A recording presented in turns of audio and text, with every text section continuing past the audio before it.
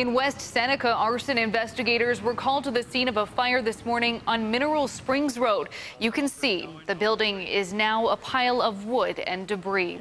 The fire broke out around 4 o'clock this morning. We spoke to a man who lives next door. He says fire crews were pounding on his door, telling his family and the one upstairs to evacuate.